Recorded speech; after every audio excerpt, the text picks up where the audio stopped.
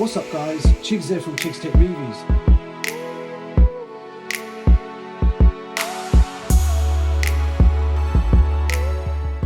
Today I've got my hands on the Nubia RedMagic 6R. This is a brand new gaming smartphone. It's the new racing edition, and I will quote their tagline, feather light and lightning fast. So yes, this is the slimmer and lighter version of the RedMagic 6. It's lighter, smaller. You have upgraded cameras on both the front and the back, with a few added and removed features to make up this special racing edition of the RedMagic 6R. And guess what guys, it's actually cheaper in price than the standard RedMagic 6. So in this video you will see a very quick unboxing, and then I just want to highlight the main differences between both models. So we will do a RedMagic 6R versus RedMagic 6. And by the end of the video, it should help you decide which gaming smartphone you should go for. And I also want to quickly compare the boxes. So here is the original RedMagic 6. And you can see you have a massive box. You have exactly the same accessories. And you can see the slimmer and lighter RedMagic R has this small compact box.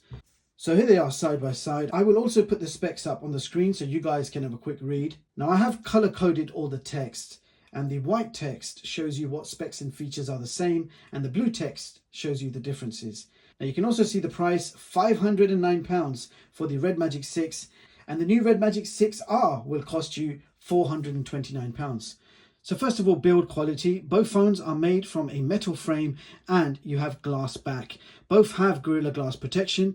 The main difference, apart from the obvious design change, is the thickness and weight.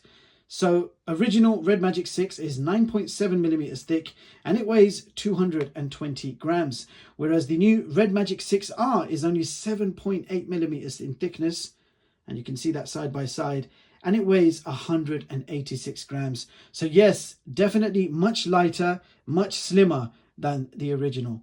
Now, how did they achieve this level of slimness? Well, you have a slightly smaller battery, so 4,200 milliamp hours supporting 30 watt fast charging compared to 5,000 milliamp hours in the standard version. Also, you have the hybrid cooling system in both phones. So graphene chamber liquid cooling, but the 6R, the new model, does not have the physical mini turbo fan, which also contributes to the slimness of the 6R. So if I quickly show you, you've got two vents on the side, and those vents are actually for the cooling fan. There is a small mini turbo cooling fan which you can switch on and off in this phone, and I'll quickly actually show you that in action, and you can clearly hear that fan. So when you're playing games, it kicks in by itself and it keeps the system running really cool. It's nice that you can manually switch it on anytime you like. This new phone does not have those vents. It does not have that mini turbo fan. Instead, you have the hybrid cooling system. So you've got the graphene cooling chamber with the liquid cooling, with the metal layer and copper pipes. But the 6R just doesn't have that fan. Now, the original model has a 6.8 inch screen and the new model has a 6.67 inch screen. So slightly smaller display, but the overall dimensions of the phone also seems a lot smaller. But the standard model supports 165Hz adaptive refresh rate, and the new 6R model supports 144Hz adaptive refresh. So exactly the same resolution screens, but you're also getting a slightly higher, brighter peak of 770 nits in the new 6R model. Now both phones will still give you that 360Hz touch sampling rate, and you have the same 400Hz shoulder trigger touch buttons. Now let's just quickly compare the ports. So original model in the bottom, new model at the top. So you can see here, the new model first of all, SIM card tray, USB-C, microphone and single speaker. Now the bottom phone, which is the original model, has the SIM card tray, microphone, USB-C and single speaker. So exactly the same ports, but just mirrored out in the opposite way. On the side, you can see we have a dedicated gaming switch. So when you flick that switch, that takes you to the dedicated gaming page. Now, the new model, which is on top, does not have that dedicated gaming switch, nor does it have the ventilation because there is no cooling fan, and the volume rocker is also not on this side. So there you can see the differences right there. On the top, there's nothing but a single microphone and antennas, and on the original model you can see you've got a headphone jack along with your microphone. So no headphone jack in the new model. And if we go to the side, you can see your 400Hz triggers on both phones, And you can see the differences in the triggers. They're actually slightly smaller in the new model. You've got your volume rocker and power button, and in the original model you've got another vent for the fan and a power button. And both phones have an in-display fingerprint reader, and they feel exactly the same. Dual speakers, one at the bottom and one on the earpiece.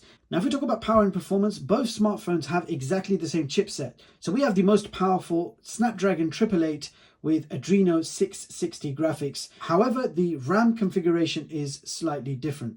So the original model has 12 gigs of LPDDR5 RAM, and the new 6R has 8 gigs of RAM. Both have exactly the same 128 gigabyte UFS 3.1 storage. A very quick gaming test. Now let's quickly see how you access the game space. So on the original RedMagic 6, you flick the switch and that gets you into your dedicated gaming space. And it also turns on the fan immediately, even before you load a game up.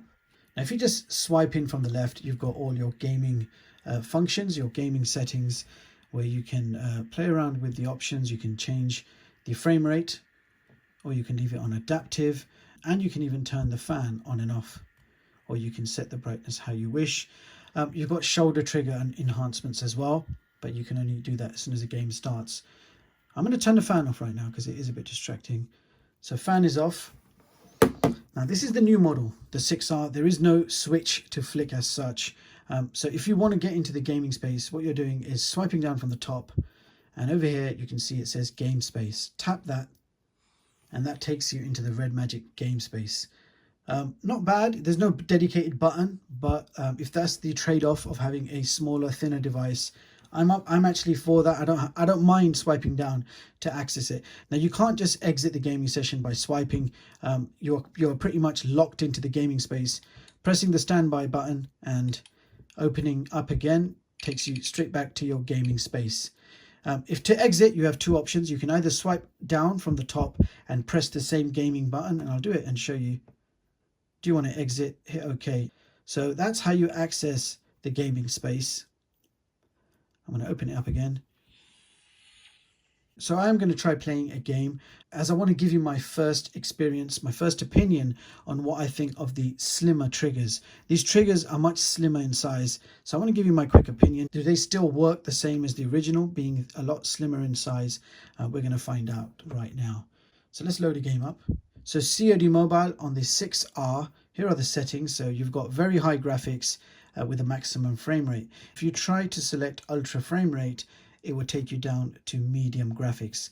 So I'm going to leave it on very high and max. If I just swipe in from the left, you can see it's set on 144 Hz, but I know that COD does not support 144 Hz gaming. So let's quickly swipe, tap shoulder triggers. It tells you how to set up, but I already know how. So we turn them on first of all, vibration feedback that is. You can see the LNR triggers have appeared. So as soon as this game starts, there we go. Assign the triggers where you want them. So right trigger will be shoot, and left trigger, I've got it on aim. That's it. Hit the cross, and you can see that works. Okay, it works fine. Now let's go and see in practical use what these triggers are like. They do seem a lot slimmer, but they work. I'll put the FPS counter right there. So you can see we're getting around 59 to 60 frames per second. Lost the lead.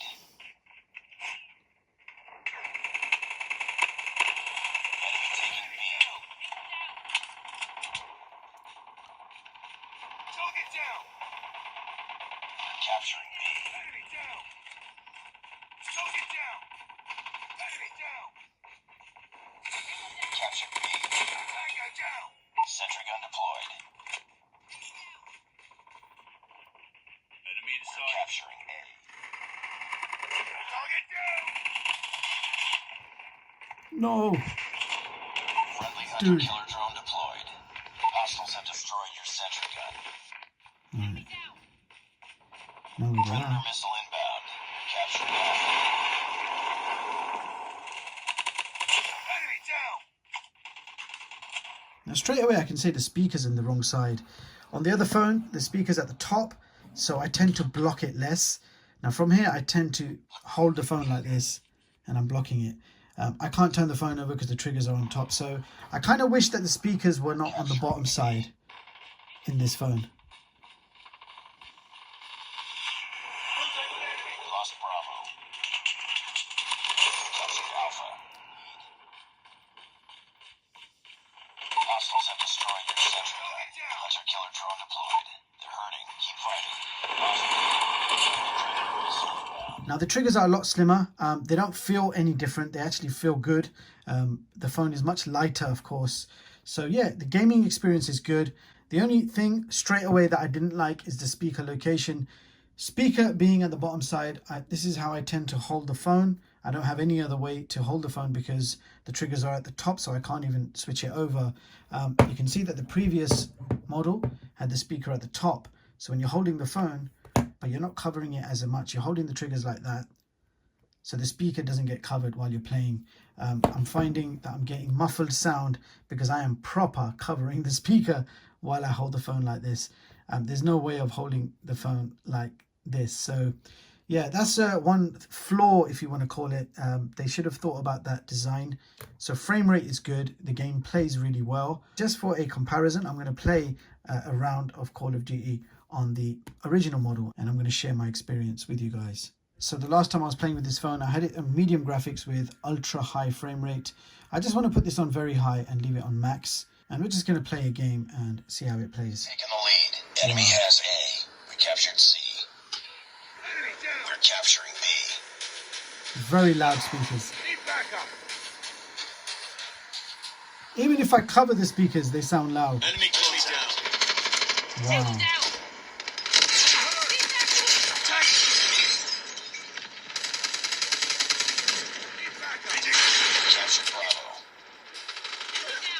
You know what, this is too loud for me to talk over it, but the frame rate is the same, 58 to 61. Heads up, team. Enemy UAV spotted. Capturing Bravo. UAV online. Enemy down. We captured B.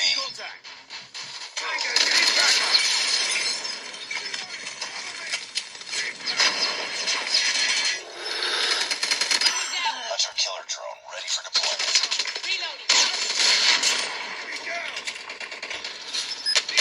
Friendly hunter-killer drone deployed. Friendly shield unit deployed. Predator missile on standby. Sentry gun ready for deployment. Sentry gun deployed. Care package inbound. Capturing C. Friendly Predator missile inbound.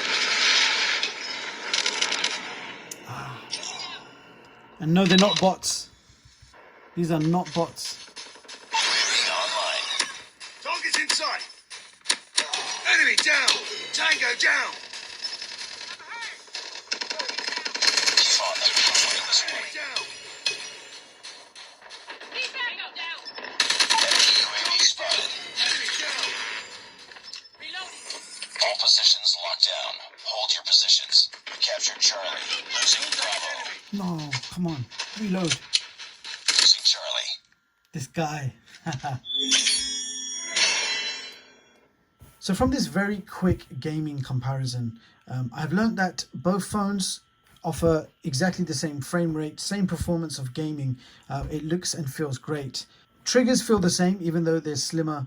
I don't feel that they're better than the previous version, but I don't feel they're worse. It does the same job. It gives you the same 400 Hertz touch response, which is fast enough for you to be quicker than your opponent. There is a huge drawback in the speakers, the layout being at the bottom, but also the volume. The volume is considerably louder in the original model, and in the original phone with those loudspeakers, even if you accidentally block this side is really loud too. So a much better audio experience from the original model, that I can tell you straight away. I'm not saying the speakers are crap in this model. The speakers are really good, the quality is there, it's still dual speakers. The volume is slightly lower, and yes, you will find yourself covering that bottom speaker. That's just going to be a natural reaction when you're playing games. Now the cameras have been upgraded. So from a triple camera, we now have a quad camera. But that's not all. Now the 64 megapixel primary on the original phone has now been upgraded to a 64 megapixel Sony IMX 682. There is an extra lens as well, so triple sensors versus quad sensors. You've got an extra 5 megapixel macro. Everything else camera wise is the same. Now the front cameras have also been upgraded, and you can see the layout is different as well. So the original model has a larger bezel on top, and you can see the camera hidden within that bezel. Bezel's going all the way around. Whereas the new model is a full screen display, minimal bezels. You can still see them, but they're a lot less than the original model. And you have a hole punch centered camera. That is actually a 16 megapixel front camera. The original model had an 8 megapixel front camera. So that's double the resolution for the front camera, which is always a good thing. And both phones support up to 8K video recording with the rear cameras, of course. I will give you a quick demo of the camera software and the camera app, so you can see it's exactly the same. You've got Camera Family, which has all of your features, and there are a lot of features in this OS, like clone, macro, phantom. There's a lot to play around with. You've got Pro mode, you've got photo mode, you've got video mode, night mode, and then finally portrait. Exactly the same software in both cameras. There's nothing extra in either. They're running the same OS. And here are a few side by side. So standard photos, the new RedMagic 6R on the left. The photos do look quite evenly matched. Both take equally good shots in various scenarios. And here is a front video comparison, both shooting in 1080p, and for some reason I actually like the result of the original RedMagic 6 on the right. Now let me know what you guys think. And here is some 4K video side by side, both shot in 30 FPS, but I feel that the RedMagic 6R's video footage is slightly more brighter, and apart from that you're getting quite similar results. So after using the new RedMagic 6R as my daily driver for the last few days, I spent a lot of that time playing COD Mobile. The triggers are an absolute treat for FPS games. You can achieve a maximum of 91 frames per second in COD. And gameplay is super smooth with no issues at all. Now there are some games that can match the 145Hz refresh rate, and Realme 3 is one of them. And as you can see, we are achieving a maximum of 145 frames per second. The game has never looked so smooth. It's an absolute treat to be able to play games at this frame rate. Also, playing this game at maximum brightness, maximum frame rate, I found that the battery life will last no longer than 3 to 4 hours max. And I also was pleased to see that the temperatures do not exceed above 42 degrees after a 1 hour gaming session. So you're getting a pretty efficient cooling system. And in the Antutu benchmark tests, both smartphones achieved a pretty decent 800K plus scores, making both smartphones rank within the top 5 most powerful performing smartphones you can currently buy. And you can view the full versions of all my charts online free of charge at chigstech.com. Furthermore, I do like the new look and design. Build quality is premium, and the bonus is it's super slim and light, which means you can play games even longer without any hand strain. The only thing to look out for is the speaker location, which I've already mentioned in the video, but if you're going to use some Bluetooth earbuds, then that is not going to be an issue at all. Now the quad cameras offer more or less the same results as the original model, and that also includes 8K video recording. The new RedMagic 6R is a good, cheaper option, saving you around £80 compared to the original RedMagic 6.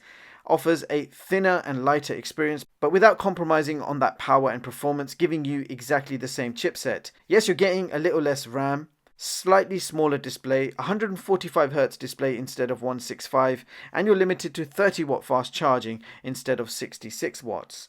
Now the Snapdragon 888 combined with RedMagic OS 4.0 gives you a pretty decent gaming experience and overall performance. And even if you're not a serious smartphone gamer, this is actually a great flagship smartphone for only £429. The specs, performance, cooling system, display and camera performance ticks nearly all the boxes. Now I would certainly call it a bang for your buck smartphone. If you've got any questions, feel free to fire them at me in the comments. Meanwhile, thank you so much for watching, and I'll see you all in the next one. Peace.